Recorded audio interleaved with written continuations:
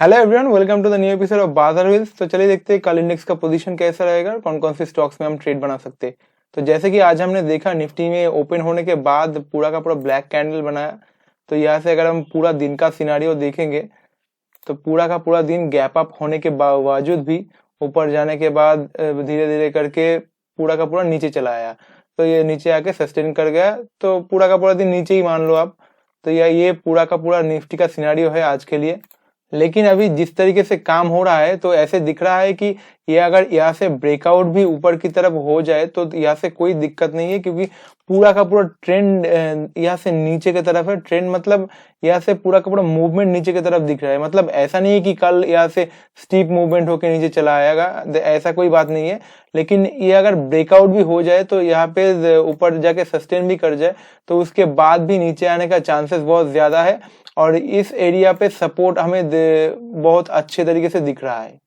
तो हमने कल भी डिस्कस किया था कि यहाँ से ब्रेकआउट होने के बाद लॉन्ग पोजीशन बन सकता है, उसके बाद ऊपर जाने के बाद हो सकता है। लेकिन यहाँ पे अगर ऊपर की तरफ जाए भी तो इस जगह पे आके नीचे की तरफ मूवमेंट हो सकता है, और शायद ऊपर थोड़ा बहुत ऊपर जाए और उसके बाद नीचे जाके टाइम वाइज करेक्शन करने के बाद इस सपोर्ट को रिस्पेक्ट कर सकता है। तो इस सपोर्ट बहुत जरूरी है। मेरा ये ड्रॉ करने का लाइन बहुत ठीक ठाक नहीं है, लेकिन आप इस लाइन को मान लो, जिस लाइन पे हम यहाँ पे लाइन खींचा है तो इस लाइन को आप मान लो, मतलब 16,823 का ये जो लाइन है, तो इसका थोड़ा बहुत ऊपर नीचे हो सकता है। लेकिन अब इस ब्रेकआउट का कोई रेलिवेंस नहीं है, क्योंकि जितना टाइम बिताएगा तो इसका रेलिवेंस बहुत कम हो जाएगा, तो और नीचे जाने का चांसेस बहुत बढ़ जाएगा। तो यहाँ से अगर ऊपर जाए तो कोई दिक्कत नहीं है, लेकिन बहुत सारे स्टॉक्स नीचे आ रहे हैं। तो इसका मतलब यही है कि ऊपर तो यहाँ से टाइम वाइज करेक्शन बहुत बढ़ सकता है निफ्टी में और ओवरऑल मार्केट में भी। तो यहाँ से हम 15 मिनट के टाइम फ्रेम पे देखेंगे तो पूरा का पूरा दिन का सिनारियो क्या था। तो यहाँ पे एक सपोर्ट रेजिस्टेंस लाइन बन रहा है, इस जगह पे एक रेजिस्टेंस वाला एरिया है। तो इस एरिया पे अगर आप देखोगे रेजिस्टेंस लेने के बाद नीचे पूरा का पूरा चला आया, और उसके बाद यहाँ पे नीचे यहाँ पे सस्टेन कर रहा है। लेकिन यहाँ से हो सकता है इस एरिया पे भी आ जाए, तो कोई दिक्कत नहीं है। अगर इस लाइन को नीचे की तरफ तोड़ता है तो नीचे की तरफ भी आ सकता है, तो उसके बाद सस्टेन करने के बाद भी ऊपर जा सकता है। तो ये कल का मूवमेंट हो सकता है, ऐसा हमें दिख रहा है। और अगर यहाँ से ये जो लाइन हमने खींचा है तो इस एरिया से ऊपर चला जाए तो भी कोई दिक्कत नहीं है, क्योंकि ये जो रेजिस्टेंस है, ये ऊपर वाला जो रेजिस्टेंस, इस एरिया पे रेजिस्टेंस मिल सकता है। तो दोनों तरफ हमें देखना है। ये बहुत ही शॉर्ट टर्म मूवमेंट है, लेकिन ओवरऑल मूवमेंट नीचे की तरफ ऊपर की तरफ है, क्योंकि ये जो ब्रेकआउट अगर यहाँ से हुआ तो यहाँ से ऊपर सस्टेन करने के बाद भी यहाँ पे नीचे आएगा। ये पूरा का पूरा सिनारियो बन सकता है। तो कुल मिला के निफ्टी का कंक्लूजन यही है कि अगर ब्रेकआउट यहाँ पे हो भी जाए, थोड़ा बहुत स्टॉक्स में चाल आ सकता है, थोड़ी बहुत स्टॉक्स में, लेकिन वो पूरा का पूरा मार्केट का बहुत सारे स्टॉक्स में करेक्शन चल रहा है। तो हो सकता है कि ऊपर जाने के बाद यहाँ से नीचे आने का चांसेस बहुत ज्यादा है। तो यहाँ पे नीचे की तरफ अगर आपका पोजीशन रहेगा तो आप सेहत के लिए अच्छा रहेगा। तो ऊपर के अगर यहाँ से ऊपर की तरफ मूवमेंट होता है तो बहुत गिने चुने स्टॉक्स में चाल आ सकता है, तो वहां पे भी आप काम चला सकते हो। तो लेकिन अगर आप लॉन्ग पोजीशन में जाना चाहते हो तो तब जा सकते हो जब इस एरिया को ऊपर की तरफ क्रॉस करेगा, तब भी जा सकते हो यहाँ से। तो हम निफ्टी को डिस्कस कर चुके हैं, तो यहाँ पे हम जाएंगे बैंक निफ्टी के ऊपर। बैंक निफ्टी में क्या चाल हो रहा है, तो बैंक निफ्टी में अगर आप देखोगे, बैंक निफ्टी भी ओपन होने के बाद यहाँ पे थोड़ा बहुत ऊपर जाने के बाद नीचे चला है। तो पूरा का पूरा दिन का सिनारियो हम देख लेते। बैंक निफ्टी में भी कल कल जैसे टाइम वाइज करेक्शन किया इस जगह पे, तो आज गैप अप होने के बाद पूरा का पूरा दिन नीचे धीरे धीरे करके नीचे चला आया। तो ये था पूरा का पूरा दिन का सिनारियो। तो बैंक निफ्टी में उतना खास कुछ नहीं है। लेकिन अगर आप यहाँ से बैंक निफ्टी का बैंकिंग का बहुत सारे स्टॉक्स में देखोगे नीचे की तरफ बहुत ही भारी भरकम गिरावट आए। तो बैंक निफ्टी को हमने पहले भी डिस्कस कर चुके हैं कि इस तरीके से जैसे मूवमेंट हुआ है तो यहाँ पे टाइम वाइज करेक्शन बहुत ज्यादा बढ़ सकता है। यहाँ से अगर यहाँ से ब्रेकआउट इस एरिया के ऊपर भी चला जाए तो कोई दिक्कत नहीं है कि, लेकिन यहाँ पे नीचे आएगा और टाइम वाइज करेक्शन यहाँ पे बढ़ाएगा और निफ्टी से अंडर परफॉर्म करेगा बैंक निफ्टी। तो आज बहुत सारे स्टॉक्स में नीचे की तरफ मूवमेंट आया। तो चलिए देखते कहाँ पे मूवमेंट हो रहा है। तो यहाँ से अगर आप देखोगे इस एरिया पे एक सपोर्ट जोन बना एक्सिस बैंक के ऊपर। तो मेरा पेंट करने का स्किल थोड़ा सा खराब है, तो थोड़ा एडजस्ट कर लीजिए।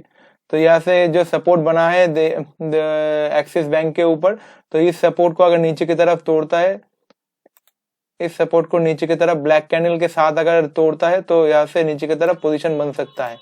इसको ठीक तरीके से इसको अगर नीचे की तरफ ब्लैक कैंडल के साथ तोड़ता है तो नीचे की तरफ आपका पोजीशन बन सकता है ये वेडनेसडे के लिए, जो बुधवार को आप यहाँ पे मूवमेंट बना सकते हो।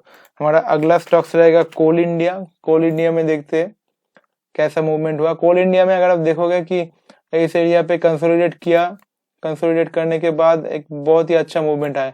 तो ये जिस तरीके से मूवमेंट हो रहा है तो इसके बाद एक बियरिश इनगल्फिंग टाइप पैटर्न बनाया, तो इसके बाद अगर नीचे की तरफ ब्लैक कैंडल बनना शुरू करता है तो नीचे की तरफ आपका पोजीशन बन सकता है। हमारा अगला स्टॉक्स रहेगा डॉक्टर रेड्डी लेबोरेटरीज। यहाँ पे भी अगर आप दो तरीके से खेल सकते हो इसे। ये जैसे मूवमेंट हुआ है बियरिश इनगल्फिंग टाइप से पैटर्न, तो इसको आप इस कैंडल के बाद अगर कल ब्लैक कैंडल के साथ ओपन होके नीचे जाता है तो उसके बाद आप पोजीशन बना सकते हो। और एक काम यहाँ पे हो सकता है कि इस जगह पे आप इसको ब्रेकआउट की तरह प्ले कर सकते हो। अगर इस एरिया से नीचे अगर चला जाए तो उसके बाद आप पोजीशन बना सकते हो। लेकिन ये ही अच्छा होगा कि यहाँ से अगर ब्लैक कैंडल से ओपन होता है तो इस एरिया पे सपोर्ट एरिया पे जाके बाउंस ले सकता है, तो सपोर्ट एरिया तक आप टारगेट बना के आप चल सकते हो। तो इस गैप को आप प्ले कर सकते हो इंट्राडे के लिए। तो हमारा अगला स्टॉक्स रहेगा ग्रासिम इंडस्ट्रीज। इसमें भी एक सपोर्ट जोन तोड़ा है नीचे की तरफ, तो इसके बाद देखते हैं। हमें यहाँ पे दिख रहा है कि इस एरिया पे मतलब 1632 का एक सपोर्ट रेंज था। यहाँ पे थोड़ा सा इस एरिया पे एक सपोर्ट जोन था, तो इस सपोर्ट जोन को अगर नीचे की तरफ तोड़ा तो इसके बाद एक अच्छा मूवमेंट आ सकता है नीचे की तरफ। तो इस कैंडल के बाद अगर इस कैंडल के बाद ब्लैक कैंडल से ओपन होके कल नीचे की तरफ जाना शुरू करता है तो यहाँ से नीचे की तरफ आपका पोजीशन बन सकता है। हमारा अगला स्टॉक्स रहेगा हिंदाल्को। हिंदाल्को में भी कुछ खास मूवमेंट हुआ नहीं नीचे की तरफ, लेकिन यहाँ पे मूवमेंट हो सकता है। नहीं, ये तो हिंदाल्को लगभग 2% का मूवमेंट हुआ है। तो इसके बाद ये लगभग एक बियरिश एनगल्फिंग पैटर्न है, तो इसके बाद अगर ब्लैक कैंडल बनाना शुरू करता है तो यहाँ से नीचे की तरफ आपका पोजीशन बन सकता है। और अगर ब्लैक कैंडल घूम के व्हाइट हो जाए तो उस इमीडिएटली आपका स्टॉप लॉस हिट हो जाएगा। तो इस तरीके से हम प्ले करेंगे तो हमारा रिस्क रिवॉर्ड रेशियो बहुत अच्छा रहेगा।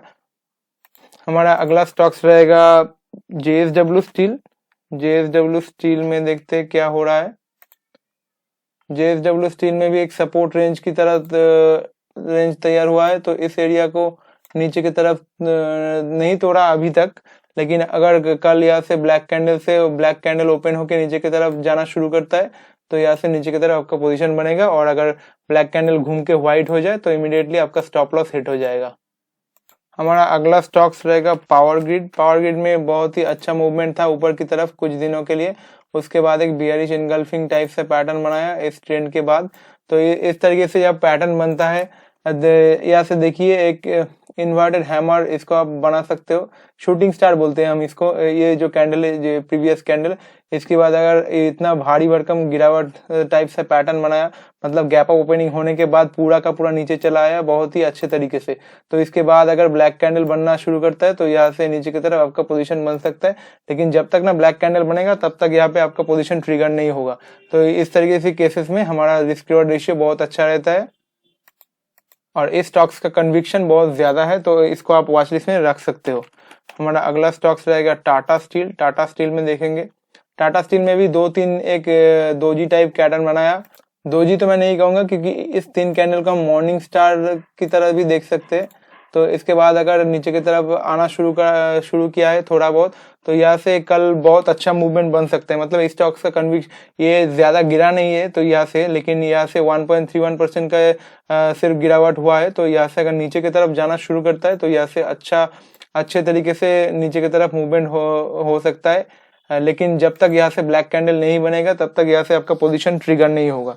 तो हमारा अगला स्टॉक्स रहेगा, ये यहाँ पे हमारा शॉर्ट पोजीशन खत्म होता है। तो अभी हम थोड़ा लॉन्ग पोजीशन की तरफ देखेंगे। लॉन्ग पोजीशन कुछ खास नहीं है। बजाज ऑटो में देखेंगे ब्रेकआउट की तरह एक ट्रेड है। अगर इस एरिया के ऊपर देखिए, इस एरिया के ऊपर क्लोजिंग हुआ है, थोड़ा सा पेंटिंग खराब है मेरा, तो इस एरिया के ऊपर क्लोजिंग हुआ है व्हाइट कैंडल के साथ। तो अगर यहाँ से ऊपर की तरफ व्हाइट कैंडल बनना शुरू करता है तो यहाँ से आपका पोजीशन ट्रिगर होगा ऊपर की तरफ लॉन्ग पोजीशन के लिए। अगर व्हाइट कैंडल घूम के ब्लैक हो जाए तो वहां से आपका स्टॉप लॉस हिट हो जाएगा। और हमारा अगला और आखिरी स्टॉक्स रहेगा आज के लिए मारुति में एक ब्रेकआउट बनने तो नहीं कहूंगा, लेकिन यहाँ से जो कंसोलिडेशन पैटर्न बनाया तो इस एरिया के ऊपर आज बहुत ही अच्छे तरीके से मतलब सुबह यहाँ से दोपहर को 1 बजे यहाँ से ब्रेकआउट करना शुरू किया है।